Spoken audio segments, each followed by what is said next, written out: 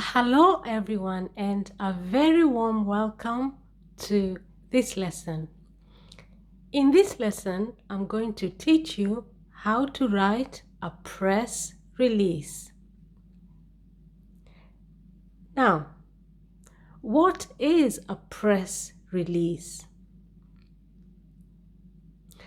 A press release is also what we call a news release. And it is a very brief document that shares something that is newsworthy. It is a very brief document that shares something that is newsworthy. It is usually sent to journalists and editors who may use that information to write a news article. So let's say, for example, where you live or around where you are in your city, something happens and you're a witness to it. You've captured it. You've witnessed it. You may decide to write a press release,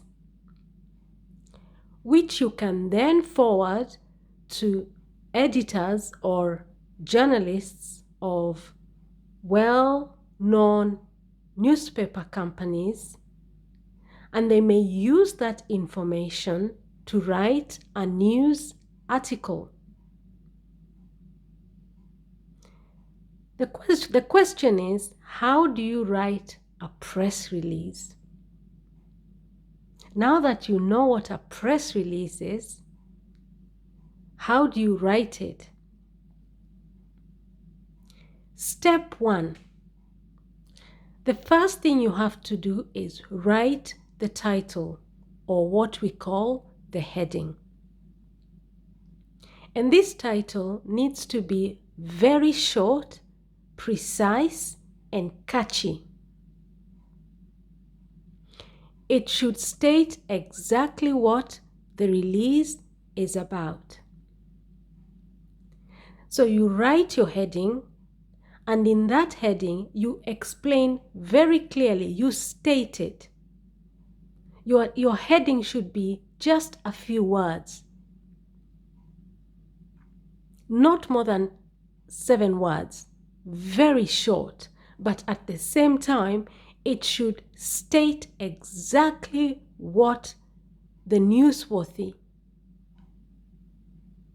item is. It should state exactly what the release is about. What is it that you have witnessed? What is it that you want to inform journalists so that they can use your press release to write a newspaper article? Now, I'm going to give you an example. Look at the right at the top. You have an arrow right at the top. I have there an example of a good, appropriate title for a press release. And the title is Top Government Official Renders His Resignation. Top Government Official Renders His Resignation. Now, that particular title is very specific because it's talking about a top government official. Okay, so you have chosen your words very carefully there. Top. That is very catchy because it makes the journalist who is receiving your press release very curious. Who is this top government official who has just rendered or has submitted his resignation? Who is it? So that title is very short. It is very precise.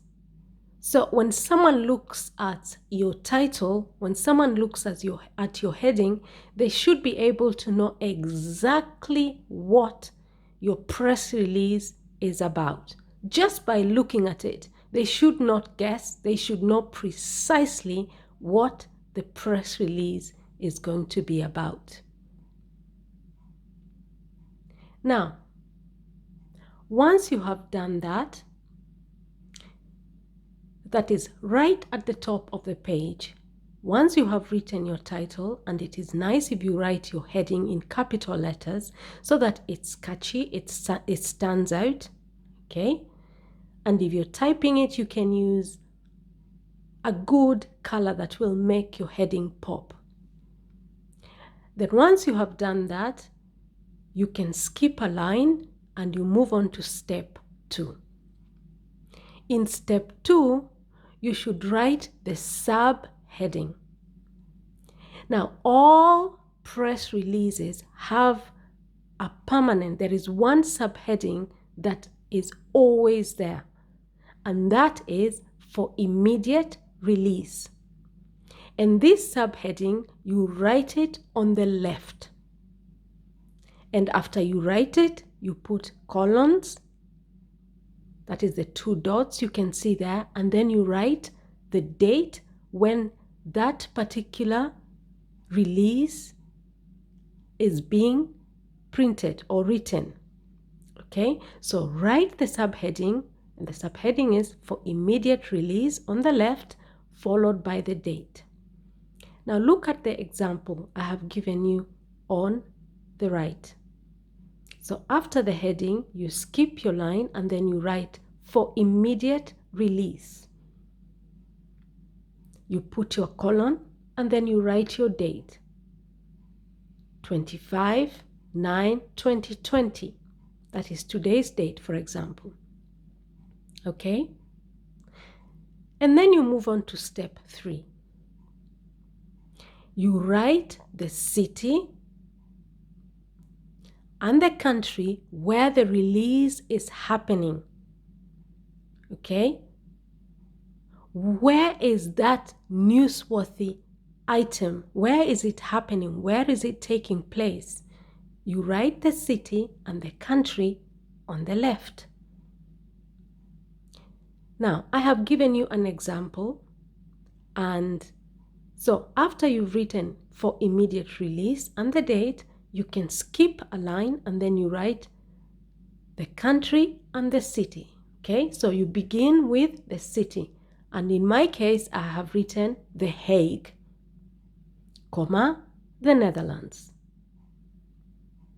It could be, for example, you could also write something like, for example, you could write Brussels, comma, Belgium. Okay, so you write the city and the country where that newsworthy item is happening. After you have done that, then you move on to step 4. And step 4 is the main body. Okay? It is the main body. And usually, the main body can have more than one paragraph, depending on what your press release is about. But remember, it has to be a brief document. So, step 4, so skip your line after the city and the country, and then begin writing your main body. And you begin that by writing the first paragraph. Now, depending on what your press release is about, your press release can have just one main paragraph, just one paragraph where you put all your details, or you can have 2 paragraphs. It really depends on how much information you have. But regardless of how many paragraphs you choose to write, and you should not really write more than 2, always begin the paragraph by writing a topic sentence. And in that topic sentence, that is where you state what the newsworthy information is. All right? So when someone looks at that topic sentence, We call it a topic sentence because it is the beginning paragraph which kind of summarizes what the rest of the paragraph is going to be talking about. A topic sentence. Okay? Now, I have given you an example of that. Look on the right. Below The Hague, the Netherlands. The Minister of Justice has resigned this morning with immediate effect. You see, that is a topic sentence because that sentence states exactly what the newsworthy information is. And when you send your press release to a journalist, they will not spend time wondering, what is this press release about? Because they look at the heading and then they look at the topic sentence. And the topic sentence states exactly what the newsworthy information is. The topic sentence states exactly what the press release is about. It needs to be right at the beginning of your paragraph. The Minister of Justice has resigned this morning with immediate effect. A topic sentence has to be just one sentence. You see? So after looking at the heading, the topic sentence now makes the details in the heading clearer. So who is this top government official? It is the Minister of Justice. Okay? So, the Minister of Justice has resigned this morning with immediate effect. Then you continue to step 5. In step 5, you continue writing the paragraph that you have started in step 4 by giving more details about the newsworthy item. Okay? So, in step 4, you wrote your topic sentence in which you stated exactly what the press release is about. And now you want to provide more details. But remember to provide those details in order of importance. Okay? In other words, you are now explaining the information in your topic sentence further. You're giving more details about it. But remember to write your details in order of importance. And also, remember to include quotes to make your details more authentic. Okay? That should be authentic. AUTHENTIC. Okay? AUTHENTIC. I forgot the word, the letter N between E and T. Okay? So remember to include quotes to make your details authentic. All right? Now, look at the example I have given you after the topic sentence. His resignation came after a public outcry. So now you're explaining more about why the Minister of Justice has resigned. Why has he resigned? You're now providing more details, but you're providing the details in order of importance. So when someone looks at the heading, top government official renders his resignation, the first thing they want to know is, who is that top government official? And the next thing they want to know is, why? What led to his resignation? Okay? So his resignation came after a public outcry following his involvement in several corruption deals. So what triggered his resignation, why he resigned, is because the members of the public have been complaining after they discovered that he was involved in several corruption deals. So what I have done there is I have provided you with a detail that is the most important first, because you want to know, why did he resign? What happened? Okay? And then you continue. One of his close friends is said to have given an interview claiming that. Now, the second part of the detail that I'm providing to you is not as important as the first one, which tells us why he resigned. So you have to make sure that your details are in order of importance. So one of his close friends is said to have given an interview claiming that, and then you have a quote. This resignation is the only way out for him. He has done the crime and now he must pay the price. So that is a quote, and that quote from a close friend of the Minister of Justice. When you put that quote there, it makes your details, it makes your information sound more authentic. It makes it sound real. It makes it sound like you know what you're talking about. And so if you send your press release to an editor or a journalist, there is a very great chance that they're going to publish your article. Okay? So, remember step 5. Continue to give more details after the topic sentence, and remember to write the details in order of importance. Also, give quotes to make your details more authentic.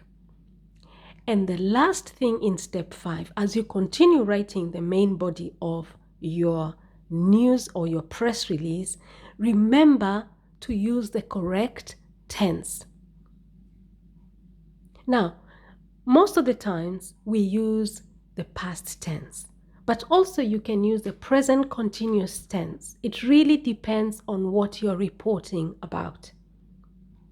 But in my case, I have used the past tense. Look at, for example, and also I have used not just the past tense, but I've also used the past perfect tense. Okay? Now, for example, the Minister of Justice has resigned. That is the past perfect tense. His resignation came after, okay, that is the past tense. One of his close friends is said to have given, again you can see there, the past perfect tense. Okay? So, be careful with what tense you choose to use. If you're reporting about something that has already taken place, then there is a great chance that you will use either the past tense or you will use the past perfect tense. But if you're reporting on something that is happening right now, then you will probably use the present continuous tense, or at least the present tense. So the tense that you choose to use in your press release depends on whether you're writing about something that is happening right now, or you're reporting about something that you have already witnessed. And now you have come back to your office, or you have come back home and you're writing your press release. Okay, then you'll be writing in the past tense or the past perfect tense. So once you have written the main body, then you move on to step 6. And this is where you write your conclusion. So you skip a line after the main body, and then you write your press contact details, such as your name, your contact details, that is your email, maybe your Twitter, your social media contact details, for example, and then you also include your company name. Okay? So, in this case, look at the last paragraph that I've written there as an example. For more information, please contact James Fonda, that is the name, and then the contact details begin at, that's a telephone number, 800-200-01, that's just an example. And then you write your email address, or visit Fonda News. And then you have the website. Fonda News is the company name. So the conclusion part is actually extremely important because you want to make sure that once you have sent your press release to an editor or a journalist, they're able to contact you back. Okay, they're able to contact you back to maybe for more details, but most importantly, to get your permission to be able to publish a story based on your press release, okay, as a news article. And sometimes it could even be a news article, not just for a newspaper or a magazine, but also for the television, okay? So remember, in the last part of your press release, remember to include your press contact details, such as your name, your contact details, and so on. So this brings me to the end of this lesson. I hope you now know what a press release is. I hope you now know the steps of how to write a press release. But also, I hope you now realize that you need to use the correct tense when you're writing your press release, but also remember that it should be brief. It is a brief document. So do not make it long. When it comes to the main body, just have 1 or 2 paragraphs, okay, depending on what you're reporting about, okay? Now, if you found this lesson useful, if you found it informative, if you learned something new from this lesson, then please subscribe to the channel and give this video a thumbs up and share this video with your friends, your family, your colleagues, your classmates, and anybody else who may need it. And finally, I would like to welcome all the new subscribers. Feel very welcome. And also, if you have anything that disturbs you in grammar, for example, and you would like me to upload a video about it, kindly let me know in the through the comment section, and I will make a video about it. Okay? Now, thank you very much and see you in our next lesson. Bye bye.